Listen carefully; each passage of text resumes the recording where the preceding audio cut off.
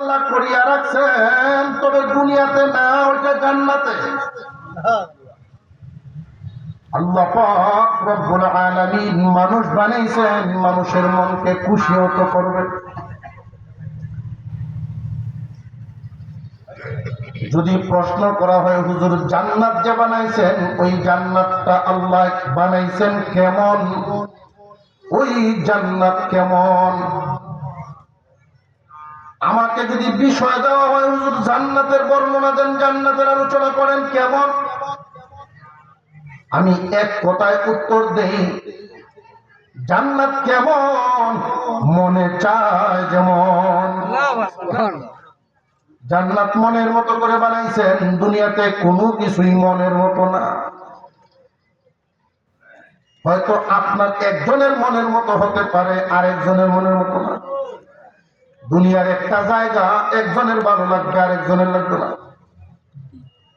একজনের সম্পর্ক একজনের সাথে 1 বছর ঠিক থাকবো, আরেকজনের সাথে ঠিক থাকবো না। জান্নাতের নিয়ামত আল্লাহ পাক রব্বুল আলামিন এমন ভাবে বানাইছেন মনে যেমন চায়, অর্থাৎ মনের মতন। এই দুনিয়াতে কোনদিন একটা মানুষ পুরাপুরি জিন্দেগি সুখে কাটাতে পারবে না। সুখের পাশাপাশি দুঃখ আছে না নাই? দুনিয়ার জমিনে মানুষের মনের কিছু চাহিদা আছে, এটা পূরণ দুনিয়াতে হয় না। যেমন একটা চাহিদা হলো নারী হোক আর পুরুষ হোক প্রত্যেকেই চায় যৌবন ধরে রাখতে, বুড়া হইতে চায় না। বিশ্বাস হয়? কেউ কি ইচ্ছা করে বুড়া হয়েছে না ইচ্ছার বিরুদ্ধে? ইচ্ছার বিরুদ্ধে। কিন্তু মনের এই চাহিদাটা আল্লাহ পূরণ করবেন। জায়গার নাম জান্নাত, 33 বছরে ঢুকাইবেন, 33.5 আর হবে না। এই জায়গাটার নাম জান্নাত। জামডি মারছি কেন বুঝতেছি না, জামডি চলে গিয়ে আল্লাহু আকবার বলে, আরো জোরে আল্লাহু আকবার।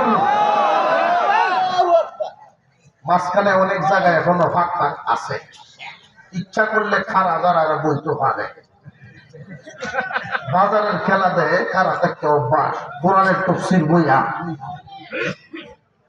কোরআনের তফসির মাহফিলে বসাটাই আদব, ক্লাসের মতো বৈশা আলোচনা শোনা। দুনিয়ার জমিনে মানুষের চাহিদা আছে, যদি কোনোদিন রোগে না ধরতো, কিন্তু দুনিয়াতে এই আশা পূরণ হবে না। ডাক্তারেরও রোগ হয়,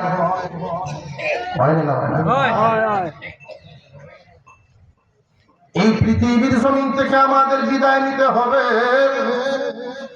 দুনিয়া থাকার জায়গায় না, মহান আল্লাহ আমাদেরকে দুনিয়াতে থাকার জন্য বানান নাই, আমাদেরকে বানাইছেন আখিরাতের জন্য। এই পৃথিবীতে যতদিন আমরা থাকবো, মানব জাতি হিসেবে আমরা প্রত্যেকে চাই সম্মানের জীবন।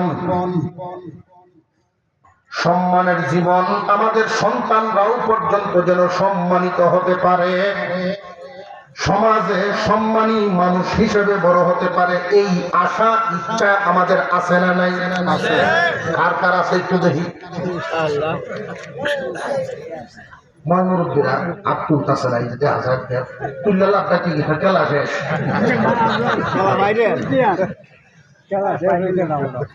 আমরা প্রত্যেকেই চাই আমাদের স্বপ্ন সন্তানরা সম্মানী হবে, ঠিক না? ঠিক।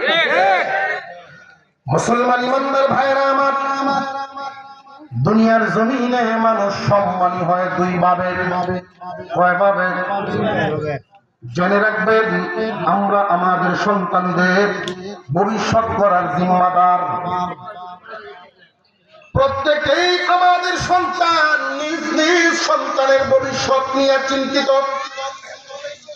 যেই মানুষটা সারাদিন রাস্তায় পরিশ্রম করে গাড়ি চালায়, পয়সা কামায়, সংসার চালায়, সারাদিন হাওরে রোদের মধ্যে কাজ করে সংসার চালায়, তারও স্বপ্ন সন্তান যেন মানুষের মতো মানুষ হয়, সম্মানিত মানুষ হয়। এমন কোন মানুষ নাই যেই মানুষ সন্তানের মঙ্গল চায় না। আমরা আমাদের সন্তানদের উত্তম ভবিষ্যৎ, সম্মানিত ভবিষ্যৎ চাই। মানুষ সম্মানী হয় দুই ভাবে, আওয়াজ দিয়ে কোন কয় ভাবে?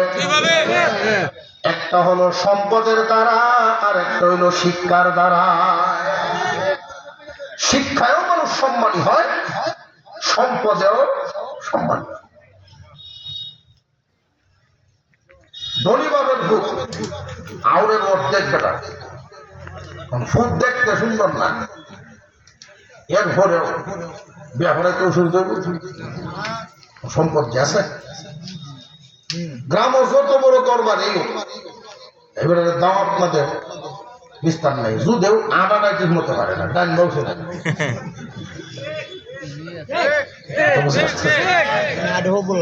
বুঝে আসতেছে?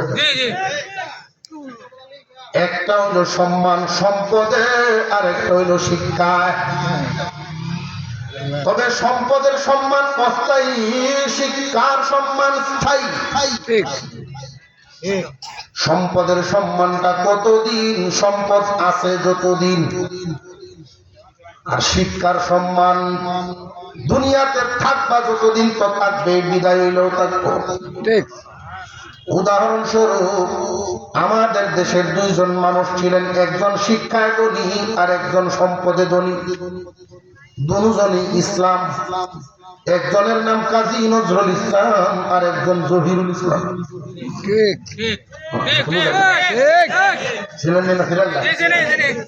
আপনার বললেন একজন জহিরুল ইসলাম আর একজন কাজী নজরুল ইসলাম। জহিরুল ইসলাম বিদায়, সম্পদ হয়েছে অন্যরা। এমনকি উনি মালিক না শেষ খেলা? সম্পদ শেষ, সম্মানও শেষ। এমন মানুষও আছে দুনিয়ার জমিনে কোটি কোটি টাকার সম্পদ, তার কদরের অভাব নাই। কোনো কারণে যদি সম্পদ হাত ছাড়া হয়ে যায়, শেষ জীবনে বিড়ি চায় অন্যরা কাছে।